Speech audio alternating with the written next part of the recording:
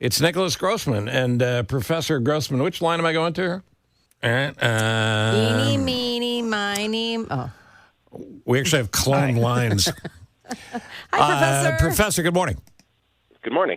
We have this terrible news, and sadly not unexpected, that apparently Putin has killed another.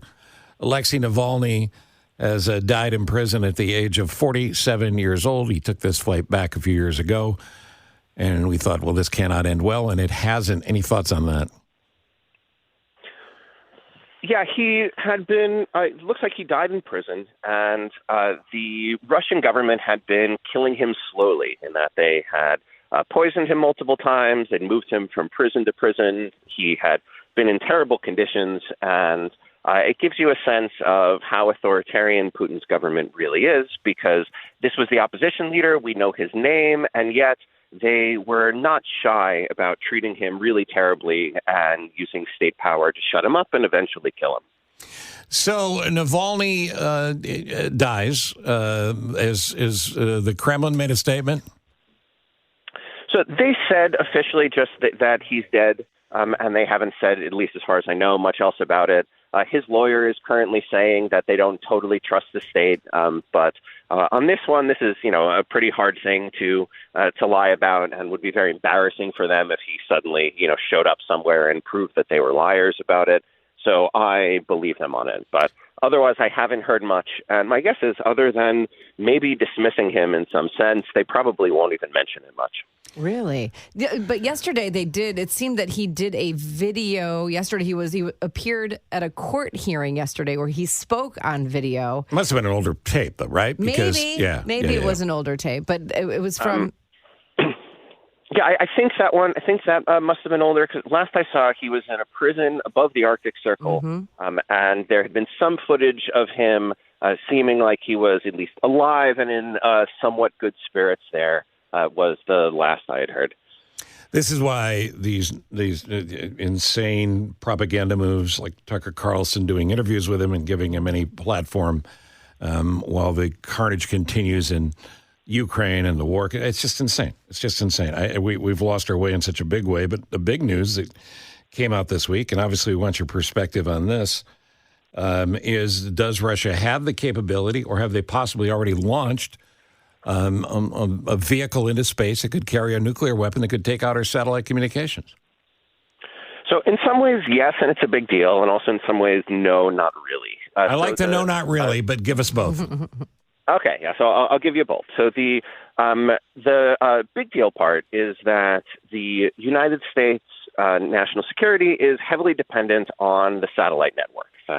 A big part of the thing that makes the U.S. into a global power, that makes it where the U.S. can shoot a smart bomb basically anywhere, is the satellites. That controls the drones halfway around the world, is the satellites. The way that a lot of the drone strikes you hear about in the Middle East, the people doing that are flying out of a base in Nevada. And so to do that, you have to bounce a signal off the satellites. And American national security strategists have long feared that a 21st century Pearl Harbor would be a big surprise attack on the satellites. That, if China or Russia were going to try to really start a war against the U.S., that would probably be the opening move.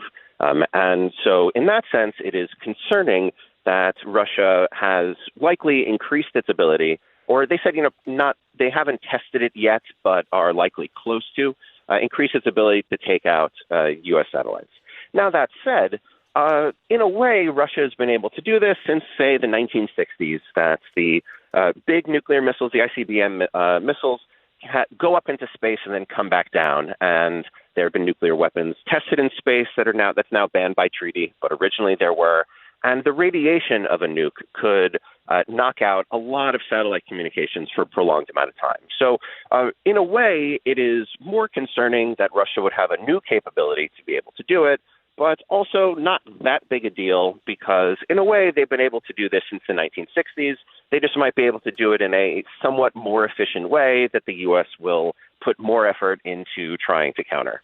So we have a sense of where their satellites are and what we think they're capable of, they the same of us. But if this technology is maybe not quite ready, don't they run the risk in space of damaging their own equipment and therefore their own satellites and their own communications? Yes, but they don't have nearly as much up there. So the U.S. has the most up there, and China's second. Russia's fallen decently behind. And so they can, if they just wanted to fight a big war, they could just blow up everything up there, sacrifice what they have, and it would hurt the United States more. So as we go down this road, China obviously has to be involved in that. They have to be either on the phone with Moscow, they have a relationship with, or aware of what this is. It feels like, and it's a pretty dangerous place to go, it feels like, but this feels like propaganda. If you go with the theory of the 2016 and the 2020 elections, that Russia is trying to sow discord in this country and chaos in this country benefits them, this is the type of thing with a weakened president and a former president who says crazy things every day would make the discord and the craziness more beneficial to Russia. Is it possible, and I know it's just a theory, that this is just propaganda? I think that's unlikely. I mean, there is a propaganda value of the actual thing, but this information came from the U.S. and came out of a leaked U.S. intelligence briefing by one of the Gang of Eight, one of the top 8 officials in Congress that are able to view the highest level intelligence briefings. And so they probably wouldn't have presented it to Congress that way if they thought it was potentially just a rumor or just something that Russia was using to mess with the U.S. There probably is, though, a bureaucratic politics element, because that leak is a little weird in that it said that Russia will have this but hasn't tested it yet. And that's usually not the sort of thing that makes it into the public. So I also smell a bit of behind-the-scenes wrangling on the U.S. side with either somebody who's been advocating a particular program wanting to say, oh, this is why we need my program and more funding for it, or perhaps trying to nudge Congress into funding Ukraine now and taking Russia as a more serious threat. I'm not entirely sure, but I smell a bit of wrangling behind the scenes on the U.S. side, too.